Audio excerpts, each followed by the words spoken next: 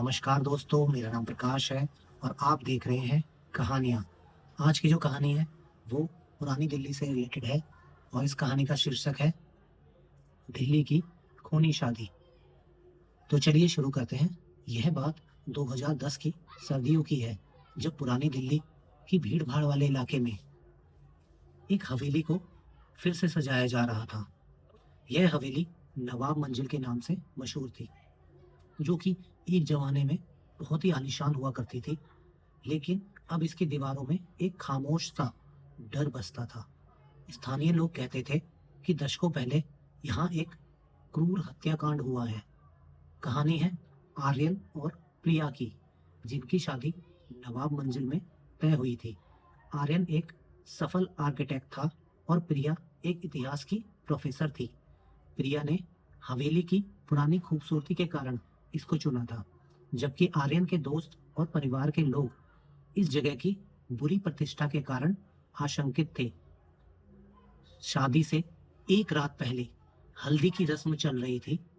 रात 11 बजे जब हवेली का आंगन मेहमानों से भरा था, तभी बिजली चली गई। अंधेरे में प्रिया की छोटी बहन नेहा, जो बच्चों के साथ खेल रही थी, अचानक से चिल्लाई।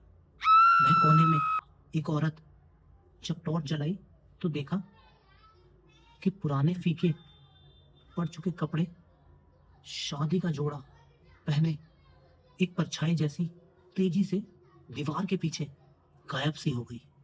उस परछाई का चेहरा ढका हुआ था, लेकिन आंखों में एक भयानक लाल चमक थी। बड़े बुजुर्गों ने इसे थकान का भ्रम मानकर टाल दिया, पर जो प्रिया थी, जो दुल्हन होने वाली थी, वो थोड़ी असहज सी हो गई कि यार ये क्या था। अगले दिन शादी का दिन था। आर्यन की बारात ढोल नगाड़ों के साथ हवेली पहुंची। जैसे ही आर्यन घोड़ी से उतरकर मुख्य द्वार की तरफ बढ़ा, एक अजीब सी सड़न, जैसे फूलों की सड़न होती है ना, वो उसको गंध लगने लगी, जैसे किसी पुराने बंद कमरे से आ रही हो। मंडप के पास एक पुरानी बड़ी तस्वीर टंगी थी, जिसमें हवेली के पिछले मालिक नवाब और उसकी बेगम थे।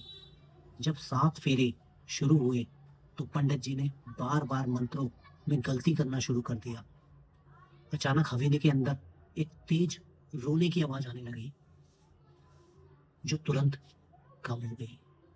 चौथे फेरे के दौरान जब आर्यन और प्रिया एक दूसरे का हाथ पकड़ते हैं, तो प्रिया को महसूस हुआ कि उसका हाथ बहुत ठंडा है, जैसे किसी बर्फ के टुकड़े को पकड़ लिया हो। उसने आर्यन की तरफ को देखा तो उसे लगा आर्यन की आंखें एकदम काली कैसे हो गई। उसके चेहरे पर एक क्रूर मुस्कान थी। तभी भयानक हादसा हुआ। नवाब और बेगम की पुरानी तस्वीर, जो दीवार पर टंगी हुई थी, अचानक गिरकर चकनाचूर हो गई। तस्वीर टूटने की जगह पर दीवार से ताजा खून बहने लग गया। टप टप टप, जैसे दीवार के अंदर से खून रिस रहा हो। एक पल के लिए शब्द शांत हो गए। फिर उसी टूटी हुई तस्वीर की जगह एक दुल्हन का साया दिखाई देने लगा। याद है दोस्तों, जो हल्दी की रात को हुआ था, वही चेहरा, वही परछाई उन्हें उस दीवार पर दिखने लग गई। यह दुल्हन पुरानी फटी हुई लाल साड़ी में थी और उसके चेहरे पर गहरे जलन के निशान थे। साये में मंडप की तरफ उंगली उठाई और भयानक कांपती हुई आवाज में चिल्लाई, यह शादी पूरी नहीं होगी। यह मेरी हवेली है और ये दूल्हा भी मेरा है। इससे पहले कोई कुछ समझ पाता, उस साये की आंखें फिर से लाल हो गई और उसने आर्यन पर छलांग लगा दी। अगले ही क्षण चीख पुकार मच गई। मेहमानों ने देखा कि दुल्हन के साये के छूते ही आर्यन का शरीर हवा में उड़ गया और उसका गला दबता चला गया। प्रिया ने आर्यन को बचाने की बहुत कोशिश की, लेकिन साये ने चारों तरफ एक भयानक ठंडक थी। कुछ ही मिनटों में आर्यन का बेजान शरीर जमीन पर गिर गया। उसकी आंखों में वही काली खाली नजर थी जो प्रिया ने फेरों के दौरान देखी थी। मेहमान ने भागकर पुलिस को बुलाया, लेकिन जब पुलिस हवेली पहुंची तो वहां सिर्फ टूटी हुई तस्वीर, सूखी हुई खून की धारें और सदमे में डूबी हुई प्रिया दिखाई मिली। दुल्हन का साया और जो आर्यन था दूल्हा, उसका शव गायब हो चुके थे। लोगों ने कहा कि वह साया नवाब की क्रूर बेगम का था, जिसे नवाब ने खुद जलाकर मार दिया था।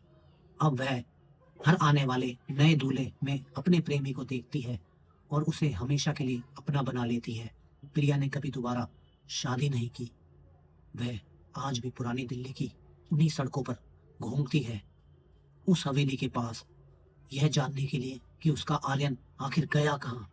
नवाब मंजिल आज भी वीरान खड़ी है और उसके अंदर से अमावस्या की रातों को दुल्हन के रोने की आवाज और एक दूल्हे के गले दबने की आवाजें सुनाई देती हैं। क्या आप दिल्ली की और डरावनी जगह के बारे में जानना चाहते हैं? अगर आप ऐसी ही कहानियां दोबारा सुनना चाहते हैं तो प्लीज इस चैनल को लाइक एंड सब्सक्राइब करें, जिससे आगे आने वाली कहानियों का आपको पता लगता रहे। धन्यवाद। अगली कहानी में मिलते हैं।